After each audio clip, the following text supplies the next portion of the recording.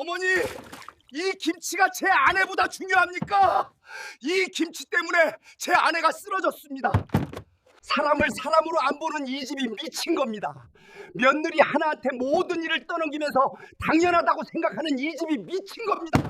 대체 무슨 일이 있었길래 한 남자가 김장통을 박살내며 울부짖는 걸까요? 이야기는 그날 아침으로 거슬러 올라갑니다. 올겨울 종갓집 마당 한가운데 붉은 김치 국물이 차가운 땅을 뒤덮었습니다. 한 남자가 김장통을 두 손으로 번쩍 들어 올립니다. 눈에는 핏발이 서 있었고 손등에는 핏줄이 도드라져 있었습니다. 쾅! 김장통이 마당 바닥에 내리꽂히며 산산조각이 났습니다. 배추가 사방으로 튀고 붉은 양념이 땅을 물들였습니다. 시어머니가 비명을 지르며 주저앉았습니다. 아이고, 김치가다. 그 옆에는 커피를 한 손에 들고 서 있던 두 여자가 있었습니다. 첫째 며느리와 셋째 며느리. 김장이 끝나면 자기 목 김치를 가져가려고 저녁에 다시 온 사람들이었습니다. 그리고 마루 위에는 창백한 얼굴로 쓰러져 있는 한 여자. 제 아내였습니다. 남자의 목소리가 마당을 울렸습니다. 일주일 전 제 아내는 아이를 잃었습니다. 그런데 방금 피를 흘리며 쓰러진 사람이 왜 제 아내뿐입니까? 형수님이랑 재수 씨는 커피 들고 구경하러 오셨습니까? 오늘 이야기는 이 김장통이 박살 나기까지의 이야기입니다. 그리고 18년 동안 이 집에서 머슴처럼 살아야 했던 한 여자의 이야기이기도 합니다. 저는 올해 45, 이름은 이미정입니다. 결혼과 동시에 이 집 둘째 며느리가 되었습니다. 이 집에는 아들이 셋, 며느리도 셋이 있습니다. 하지만 새 며느리의 대우는 하늘과 땅 차이였습니다. 첫째 형님은 대학병원 신경외과 전문의입니다. 시어머니는 첫째 형님을 볼 때마다 입에 침이 마르도록 자랑을 하셨습니다. 우리 큰 며느리는 사람 목숨을 살리는 사람이야. 그런 사람한테 집안일 시키면 되겠어? 셋째 동서는 강남 부잣집 외동딸입니다. 혼수만 2억이 넘었고 결혼할 때 시댁에 현금 5천만 원을 들고 왔습니다. 우리 셋째 며느리는 귀하게 자란 아이야. 이런 거친 일 시키면 안 돼. 그리고 저는 시골 출신입니다. 친정아버지는 농사를 지으셨고 결혼할 때 친정에는 빚이 있었습니다. 시어머니는 결혼 전부터 저를 탐탁지 않게 여기셨습니다. 둘째는 왜 하필 저런 집 딸을 데려온 거야? 우리 집안에 누가 될 여자야? 가진 것도 없고 배운 것도 없고 결혼식 날에도 시어머니는 웃지 않으셨습니다. 하객들 앞에서만 억지로 입꼬리를 올리셨을 뿐이었죠. 결혼 첫날부터 시어머니의 말씀은 분명했습니다. 큰 며느리는 환자 살리느라 바쁘고 셋째는 귀하게 자라서 이런 일 못해. 너는 원래 이런 일 하던 집 딸이잖아. 익숙하잖아. 이런 거. 원래 이런 일 하던 집 딸. 그 말이 가슴에 박혔습니다. 명절이 되면 그 차이는 더욱 선명해졌습니다. 첫째 형님은 늘 늦게 도착해서 거실에 앉아 계셨습니다. 셋째 동서는 손에 물 한 방울 묻히지 않았습니다. 저는요? 저는 새벽 4시에 일어나 음식을 준비했습니다. 전을 부치고 나물을 무치고 고기를 삶았습니다. 손은 기름에 대고 허리는 끊어질 것 같았지만 아무도 묻지 않았습니다. 괜찮냐고, 힘들지 않냐고. 식사 시간이 되면 가족들은 상에 둘러앉았습니다. 저는 계속 음식을 데우고 상을 나르느라 같이 앉지 못했습니다. 동서, 이것 좀 더 데워와. 형님, 국이 식었는데. 첫째 형님과 셋째 동서는 자연스럽게 저를 불렀습니다. 저는 자연스럽게 일어나 부엌으로 갔습니다. 18년 동안 그랬으니까요. 명절이 끝나고 집으로 돌아오는 차 안에서 남편이 말했습니다. 미안해. 왜 당신만 이렇게 해야 하는 거야? 저는 웃으며 대답했습니다. 어쩔 수 없지. 나는 가진 게 없잖아. 형님은 의사고, 동서는 부잣집 딸이고, 나는 뭐가 있어? 남편이 제 손을 꼭 잡았습니다. 당신은 내 아내야. 그게 제일 중요한 거야. 그 말이 위로가 됐습니다. 하지만 시댁에 가면 저는 다시 가난한 집 딸이 되었습니다. 그리고 매년 겨울이 오면 김장이 찾아왔습니다. 이 집 김장은 언제나 200포기 안팎이었습니다. 하지만 그 200포기를 담그는 사람은 언제나 저 혼자였습니다. 큰 며느리는 병원이 바쁘고, 셋째는 손이 귀하고, 너는 원래 이런 일 하던 집 딸이니까 잘하잖아. 18년 동안 저는 혼자 김장을 담갔습니다. 손이 트고 갈라지고 피가 나도 아무도 신경 쓰지 않았습니다. 그런데 그해 겨울, 18번째 김장을 앞둔 그해 겨울, 제 인생에서 가장 큰 비극이 찾아왔습니다. 아니, 비극이 찾아오기 전에 먼저 기적이 찾아왔습니다. 15년 동안 오지 않던 기적이, 결혼하고 3년이 지나도 아이 소식이 없었습니다. 5년이 지나도 마찬가지였습니다. 병원을 다녀봤지만 특별한 문제는 없다고 했습니다. 그냥 안 되는 거라고 했습니다. 시어머니는 명절 때마다 저를 불러 세웠습니다. 큰 며느리는 벌써 둘이나 낳았는데 넌 뭐 하는 거야? 셋째도 작년에 아들 낳았어. 너만 아직이야. 가난한 집딸이 애도 못 낳으면 뭘로 이 집의 보탬이 되겠어. 결국 시험관 시술을 시작했습니다. 첫 번째 시도, 주사를 맞고 채취를 하고 이식을 했습니다. 이 주의를 숨죽이며 기다렸습니다. 실패했습니다. 다음엔 될 거야. 남편이 제 손을 잡아줬습니다.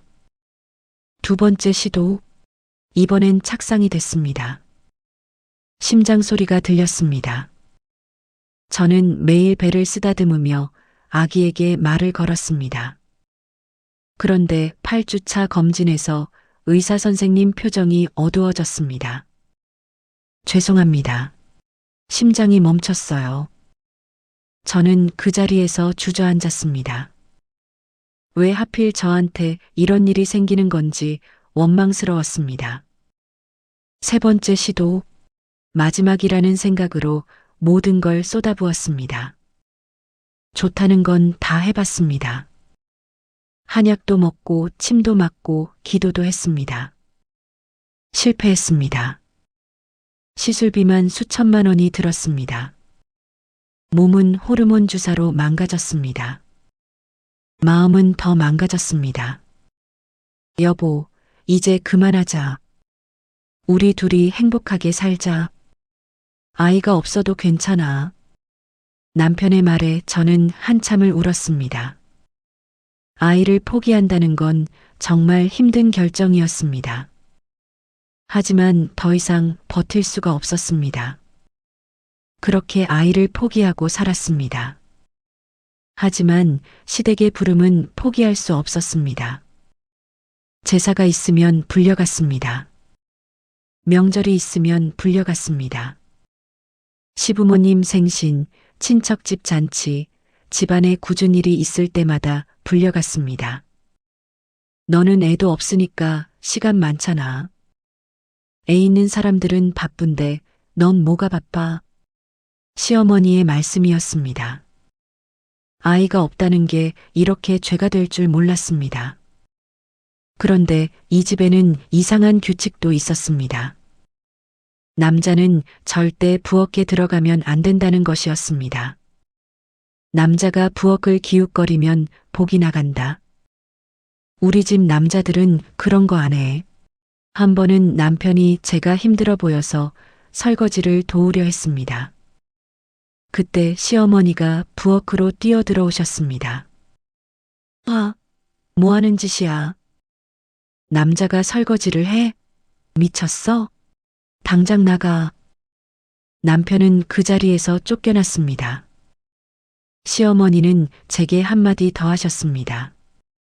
내가 일을 못하니까 남편까지 부엌에 들어오게 만드는 거야. 부끄러운 줄 알아. 그렇게 15년이 흘렀습니다.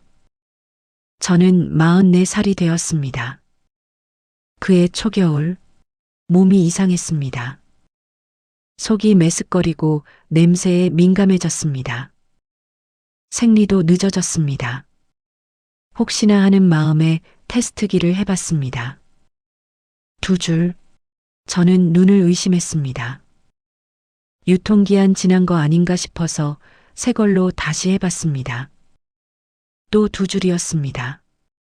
심장이 터질 것 같았습니다. 손이 떨려서 테스트기를 놓칠 뻔했습니다. 여보, 이것 좀 봐. 남편이 달려왔습니다. 테스트기를 본 남편의 눈에 눈물이 고였습니다. 진짜야? 진짜 임신이야? 설마 진짜야? 저희 둘은 그 자리에서 부둥켜 안고 울었습니다. 병원에서 확인했습니다.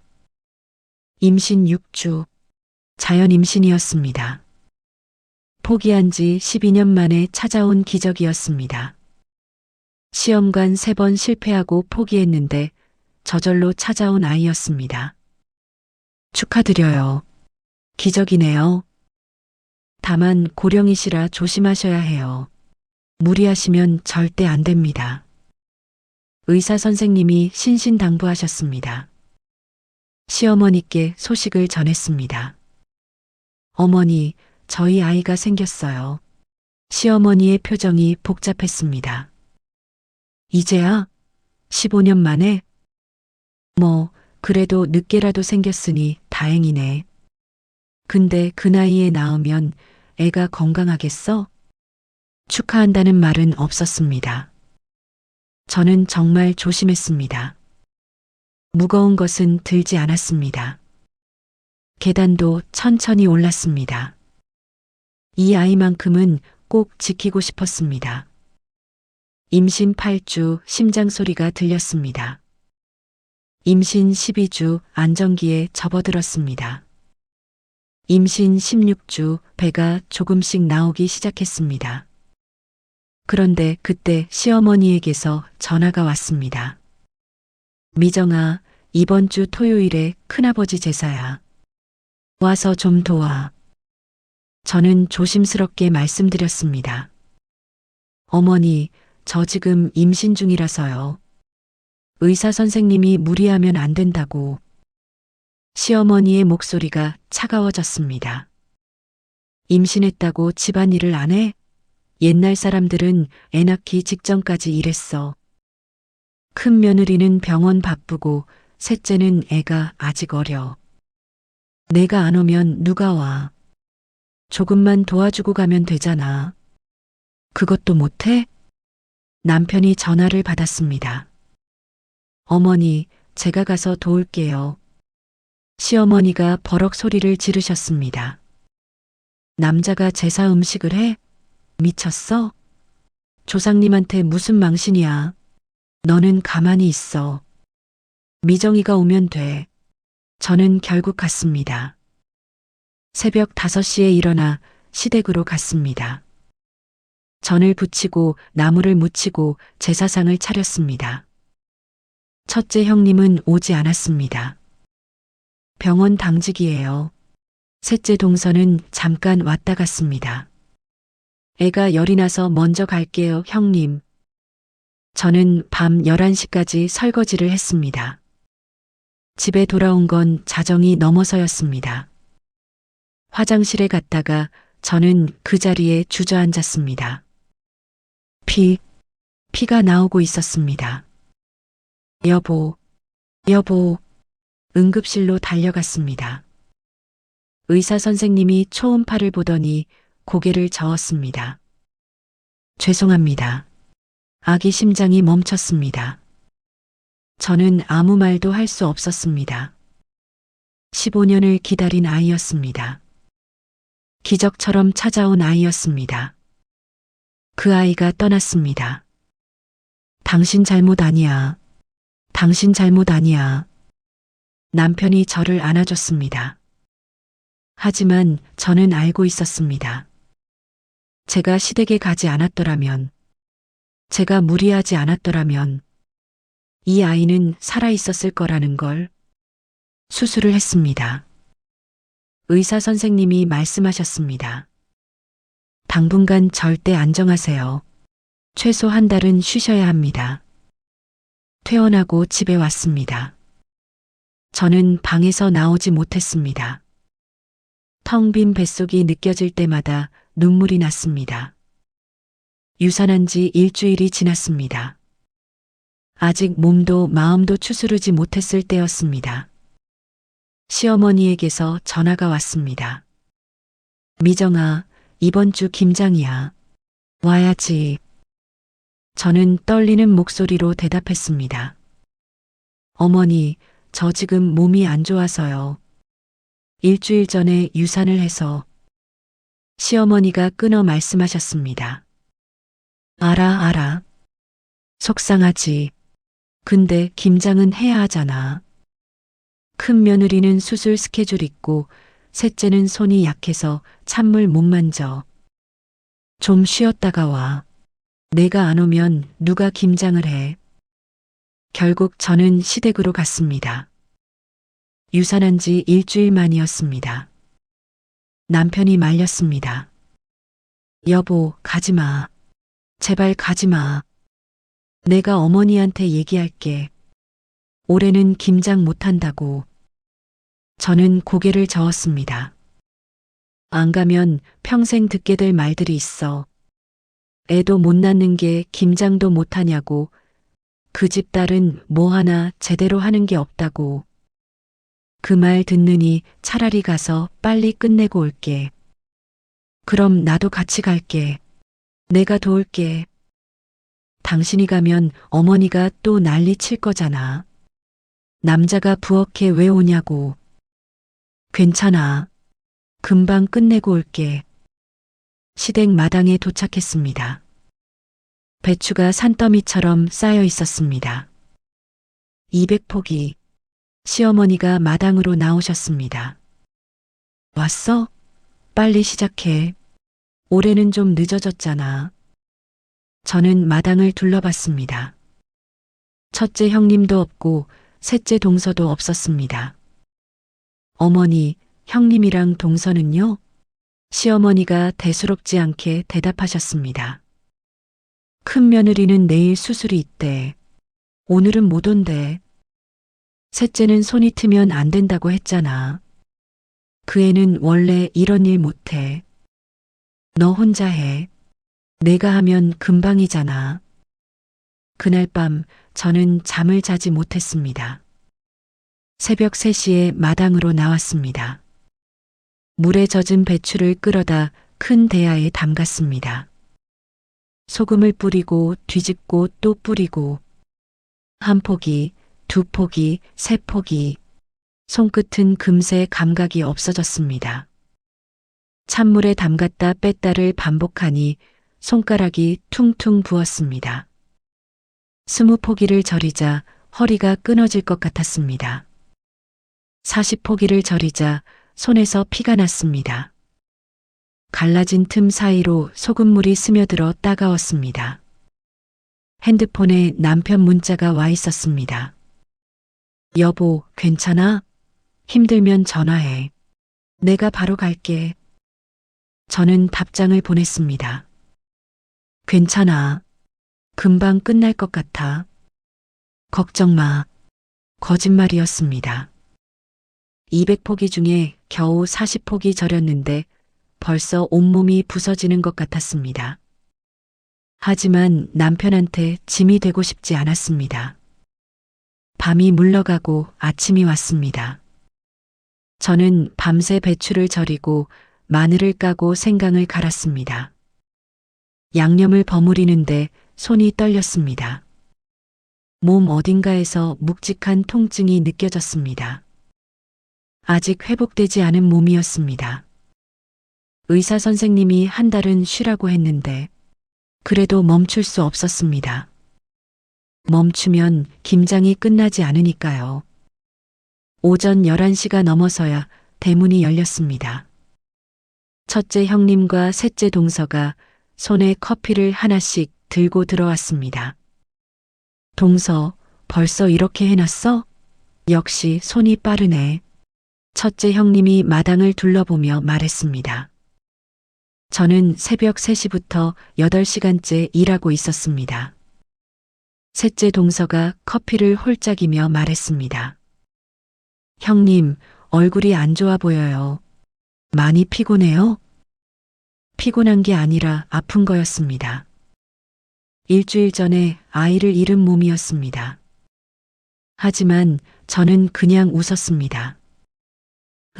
좀 피곤하네. 어제 잠을 못 자서. 첫째 형님과 셋째 동서는 마당 한쪽 평상에 앉았습니다. 핸드폰을 꺼내 사진을 찍기 시작했습니다.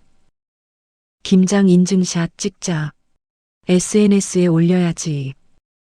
우리 시댁 김장 이렇게 열심히 한다고. 사진을 찍는 데만 10분이 넘게 걸렸습니다. 이 각도는 내 얼굴이 커 보여. 다시 찍자. 배추를 좀 앞으로 당겨봐. 김장하는 느낌이 안 나. 저는 멀리서 그 모습을 보며 양념을 계속 버무렸습니다. 잠시 후 시어머니가 마당으로 나오셨습니다. 얘들아, 점심 먹어야지. 안에 고기 시켜놨어. 삼겹살이랑 목살. 첫째 형님과 셋째 동서가 벌떡 일어났습니다. 와, 고기다. 어머니 최고. 시어머니가 저를 힐끗 보며 말씀하셨습니다. 미정이는 손에 양념 묻었으니까 나중에 먹어. 먼저 좀 해놓고. 안에서 고기 굽는 냄새가 났습니다. 웃음소리가 들렸습니다. 이 고기 진짜 맛있다. 형님, 거 남겨놔야 하는 거 아니야? 응, 남겨놓자. 나중에 알아서 챙겨 드시겠지. 저는 마당에서 혼자 양념을 버무렸습니다. 아침도 못 먹었습니다. 배는 고팠지만 손에 양념이 가득해서 뭘 먹을 수도 없었습니다. 1시간쯤 지나서 첫째 형님과 셋째 동서가 배를 두드리며 나왔습니다. 아, 배불러. 고기 진짜 맛있었어. 형님 거 남겨놨으니까 나중에 챙겨 드세요. 오후 3시가 되자 첫째 형님이 일어섰습니다. 나 병원 가봐야 해서 먼저 갈게. 내일 수술 준비해야 돼. 셋째 동서도 따라 일어섰습니다. 저도 가야 할 것 같아요. 너무 피곤해서. 형님, 저희 목 김치 챙겨놔요. 저녁에 다시 올게요. 4시간 동안 배추 5포기 만진 게 전부였습니다. 저는 150포기를 혼자 했습니다. 그래, 조심히 가. 저는 대답하고 다시 일을 시작했습니다. 오후가 지나고 저녁이 다가왔습니다. 150포기, 160포기, 170포기. 손은 이미 감각이 없었습니다. 허리는 펴지지 않았습니다. 다리가 후들거렸습니다. 180포기, 20포기만 더하면 끝이었습니다. 그때 갑자기 눈앞이 하얘졌습니다. 귀에서 윙 하는 소리가 났습니다. 다리에 힘이 풀렸습니다. 조금만 더하면 끝인데. 저는 양념 묻은 손을 뻗은 채 그 자리에 쓰러졌습니다. 그 시각 남편은 회사에서 일을 하고 있었습니다. 하지만 온종일 마음이 불안했습니다. 아내가 유산한 지 일주일밖에 안 됐는데, 아직 몸도 회복 안 됐는데, 혼자 김장을 하고 있다니 핸드폰을 꺼내 문자를 보냈습니다. 여보, 괜찮아? 많이 힘들지? 답장이 없었습니다. 1시간이 지나도 답장이 없었습니다. 불안한 마음에 전화를 걸었습니다. 받지 않았습니다. 2번, 3번, 계속 받지 않았습니다. 남편은 자리에서 벌떡 일어났습니다.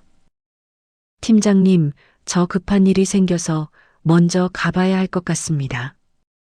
시댁에 도착했을 때 대문 앞에서 첫째 형님과 셋째 동서와 마주쳤습니다. 두 사람 손에는 커피가 들려 있었습니다.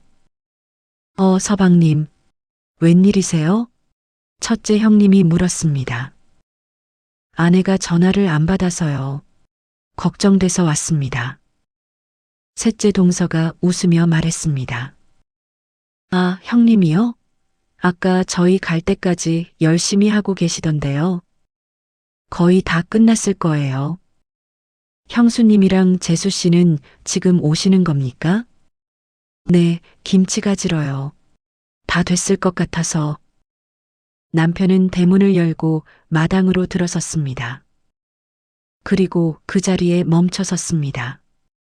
마당 한가운데 김장 양념 옆에 아내가 쓰러져 있었습니다. 여보, 여보, 남편이 달려갔습니다.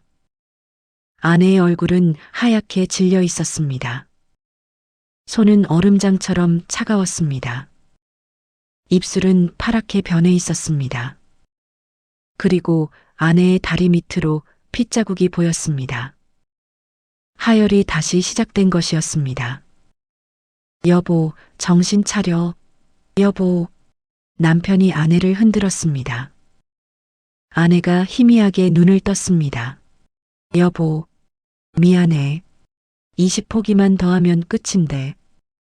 지금 그게 중요해. 당신 피 흘리고 있잖아.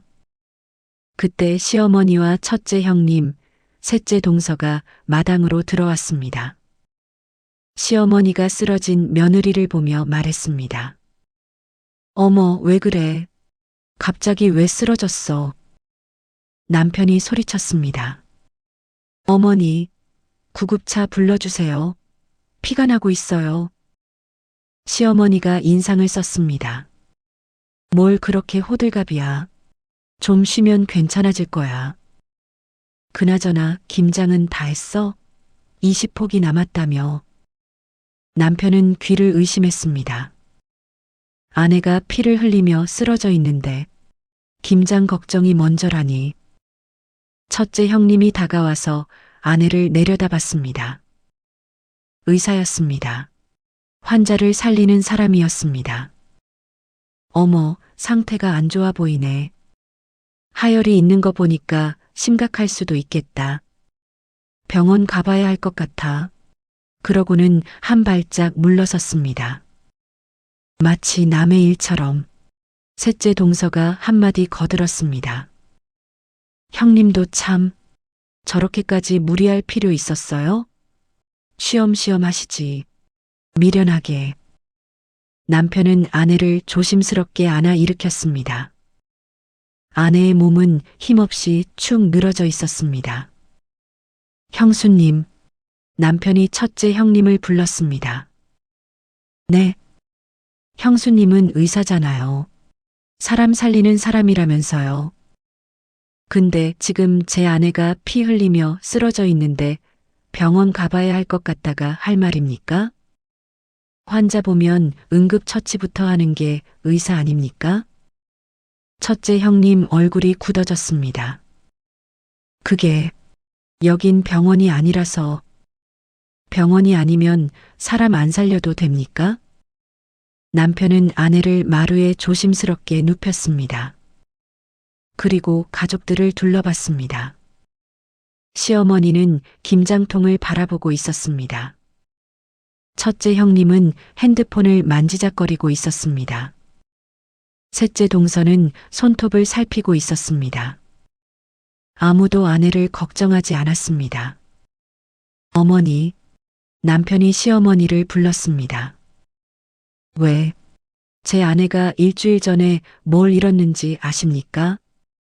시어머니가 고개를 돌렸습니다. 알지. 애 유산했잖아. 네. 15년 기다린 아이였습니다. 기적처럼 찾아온 아이였습니다. 그런데 그 아이를 잃은 지 일주일 만에 제 아내는 왜 여기서 피를 흘리며 쓰러져 있습니까? 시어머니가 목소리를 높였습니다. 그게 나한테 할 소리야? 미정이가 알아서 온 거지 내가 억지로 끌고 온 거야? 어머니가 오라고 하셨잖아요. 김장은 해야 하지 않겠냐고. 큰 며느리는 바쁘고 셋째는 손이 약하니까 내가 와야 한다고. 유산한 지 일주일 된 사람한테요. 옛날 사람들은 애 낳고 3일 만에 일어나서 일했어. 그래서 그 옛날 사람들 얼마나 많이 죽었는지 아십니까?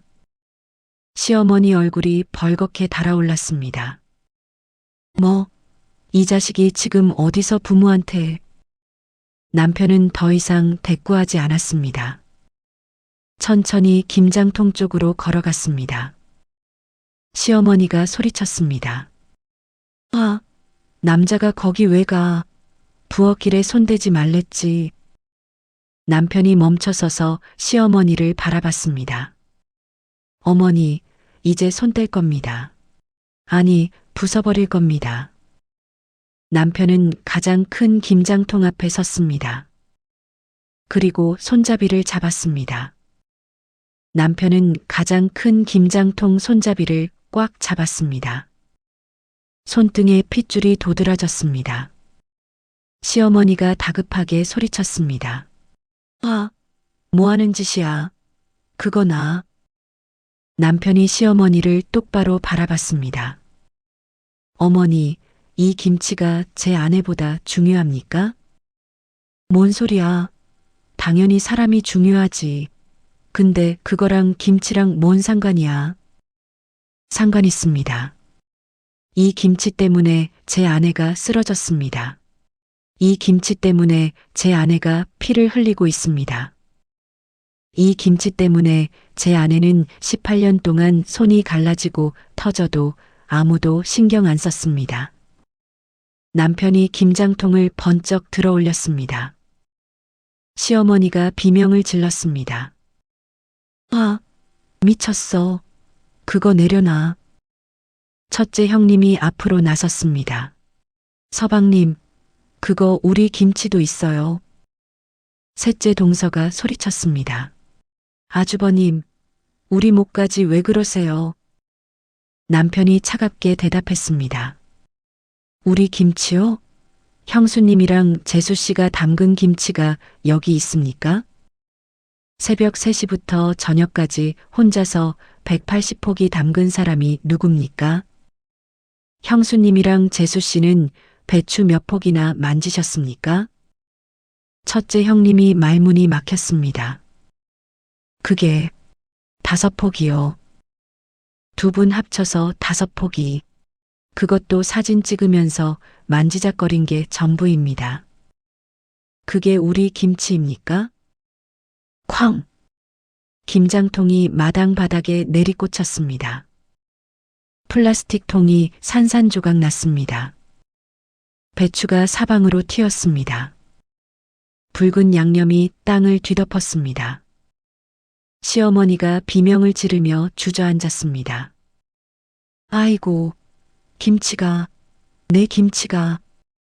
남편은 멈추지 않았습니다. 두 번째 통을 집어들었습니다. 쾅! 세 번째 통, 네 번째 통. 마당은 순식간에 아수라장이 됐습니다. 붉은 김치 국물이 사방에 흩어졌습니다. 배추가 여기저기 널브러졌습니다. 마늘과 생강 냄새가 코를 찔렀습니다. 첫째 형님이 자기 옷에 튄 김치 국물을 보며 소리쳤습니다. 내 옷, 이거 명품인데. 셋째 동서는 울상을 지었습니다. 우리 김치 어떡해. 우리 먹을 거였는데. 남편이 두 사람을 바라봤습니다. 형수님, 옷이 그렇게 소중하시면 직접 담그세요. 재수 씨, 김치가 그렇게 드시고 싶으시면 새벽 3시부터 혼자 담가 보세요. 제 아내가 18년 동안 어떻게 살았는지 그때 아실 겁니다.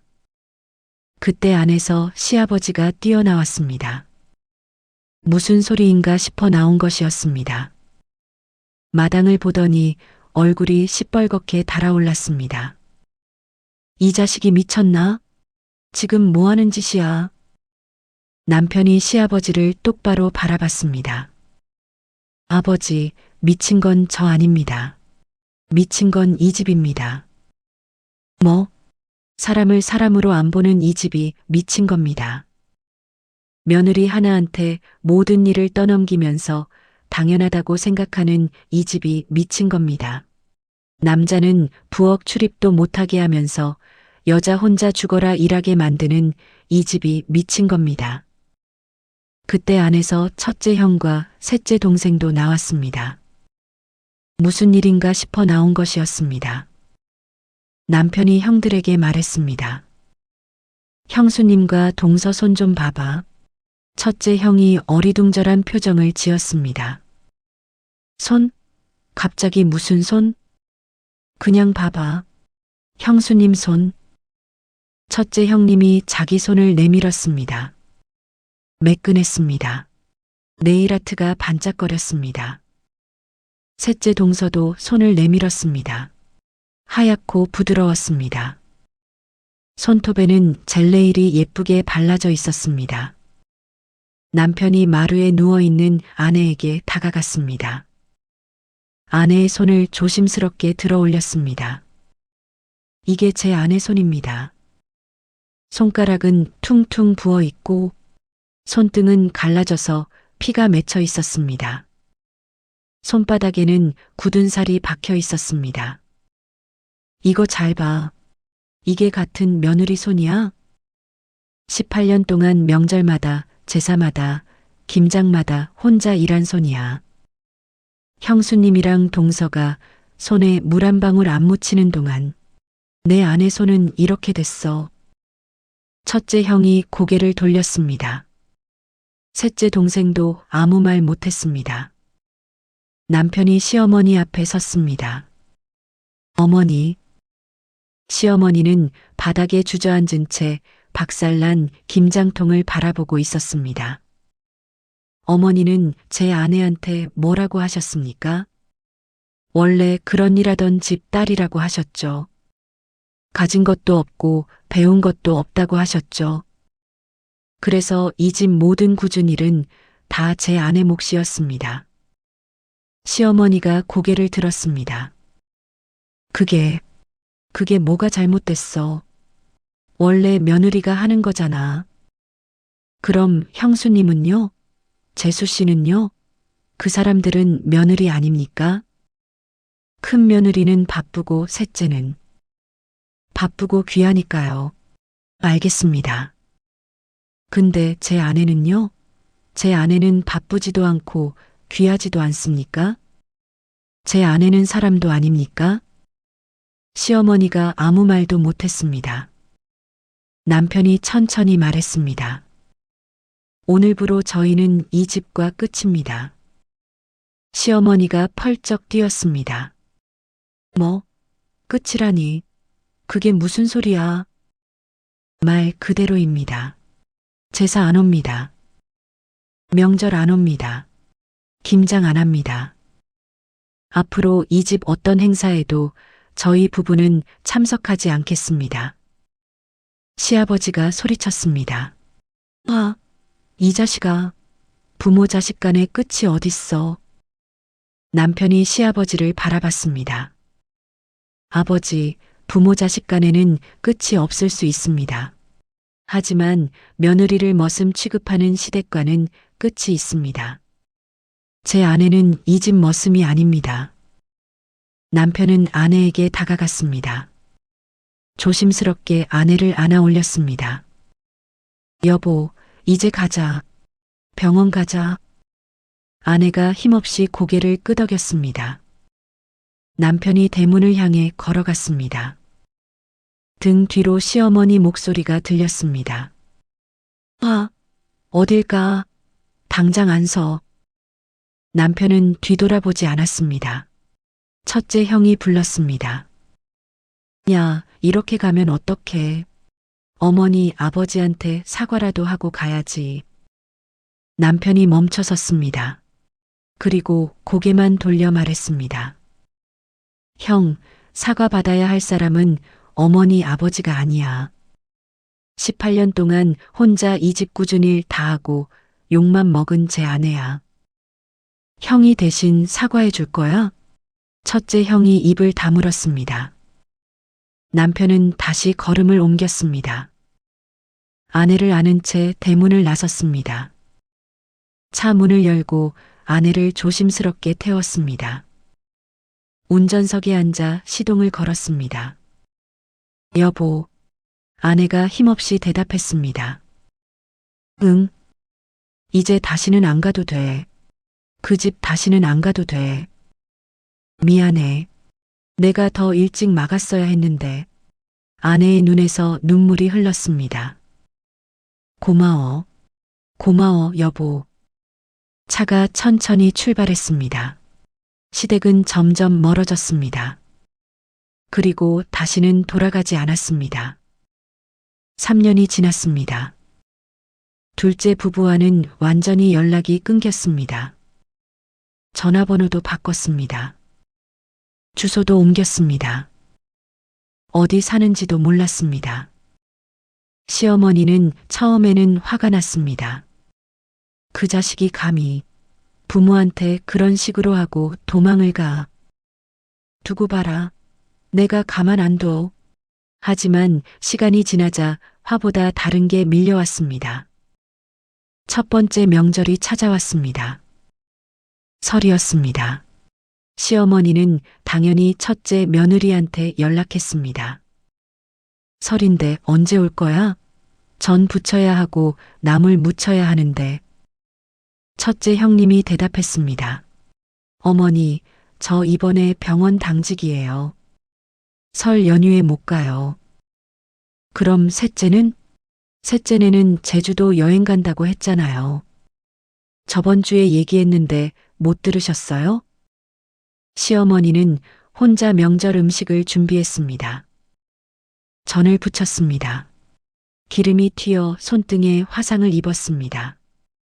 나물을 무쳤습니다. 허리가 끊어질 것 같았습니다.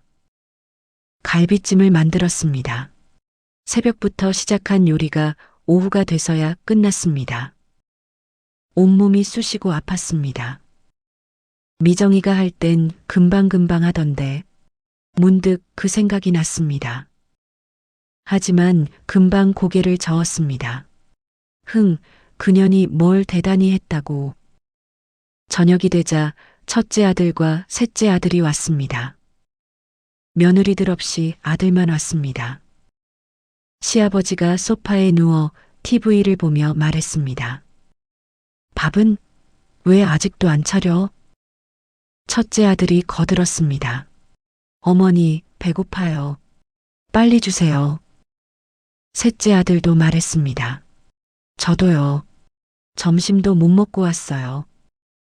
시어머니는 지친 몸을 이끌고 부엌으로 갔습니다. 상을 차렸습니다. 음식을 덜고 수저를 놓았습니다. 아들들은 당연하다는 듯이 앉아서 먹었습니다. 숟가락 하나 들지 않았습니다. 평생 부엌 출입을 못하게 키웠으니까요. 아무것도 할 줄 몰랐습니다. 식사가 끝나자 설거지가 산더미였습니다. 시어머니는 혼자 설거지를 했습니다. 그해 겨울, 김장철이 돌아왔습니다. 시어머니는 첫째 며느리한테 전화했습니다. 김장해야 하는데 언제 올 수 있어? 첫째 형님이 대답했습니다. 어머니, 저 이번 주 내내 수술 스케줄이 있어서요. 김장은 좀. 그럼 언제 올 수 있는데? 글쎄요. 다음 달은요? 김장을 어떻게 다음 달에 해? 전화를 끊고 셋째 며느리한테 전화했습니다. 김장 도와줄 수 있어? 셋째 동서가 대답했습니다. 어머니, 저 손이 약한 거 아시잖아요. 찬물 만지면 손이 트고 갈라져요. 요즘 핸드크림 바르느라 정신이 없어요. 시어머니는 결국 혼자 김장을 시작했습니다. 배추를 들다가 허리가 삐끗했습니다. 손이 시렵고 저렸습니다. 손가락 마디마디가 쑤셨습니다. 30포기. 허리가 끊어질 것 같았습니다. 아이고, 허리야.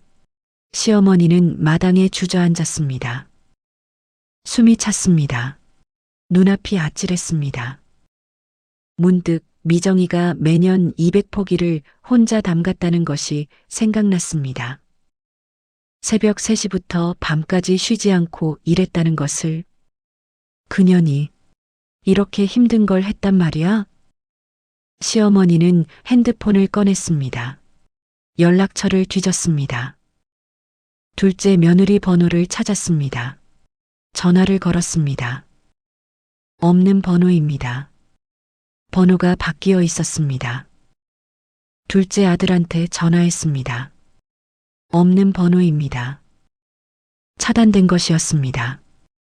시어머니는 한참을 핸드폰만 바라봤습니다. 세월이 흘러도 달라지는 건 없었습니다. 명절마다 시어머니는 혼자 음식을 준비했습니다. 제사마다 시어머니는 혼자 상을 차렸습니다. 생신마다 시어머니는 혼자 밥을 지었습니다. 시아버지는 여전히 소파에 누워 TV만 봤습니다. 밥 아직이야? 반찬 이거밖에 없어? 국이 짜네. 아들들은 평생 부엌에 들어가 본 적이 없었습니다. 컵라면도 끓일 줄 몰랐습니다. 전자레인지 돌리는 것도 서툴렀습니다. 시어머니가 그렇게 키웠으니까요. 남자가 부엌에 들어가면 복 나간다면서요. 어느 명절이었습니다. 시어머니는 며느리들한테 조심스럽게 부탁했습니다. 얘들아, 이번 명절에 좀 와서 도와줄 수 있겠니? 어머니가 요즘 몸이 안 좋아서. 첫째 형님이 대답했습니다. 어머니, 저 진짜 바빠요. 병원에 환자가 밀려서요. 셋째 동서가 대답했습니다. 어머니, 요즘 마트 김치 맛있어요. 명절 음식도 다 배달되잖아요. 굳이 힘들게 하실 필요 있어요? 시어머니는 전화를 끊고 한참을 멍하니 앉아 있었습니다. 내가 미정이한테 했던 말이 이런 말이었구나. 그해 추석. 상에는 시어머니와 시아버지 둘만 앉았습니다. 첫째는 병원 당직이라고 했습니다. 셋째는 처가에 먼저 가야 한다고 했습니다. 시어머니가 혼자 만든 음식들이 상 위에 놓여 있었습니다. 예전 같지 않았습니다.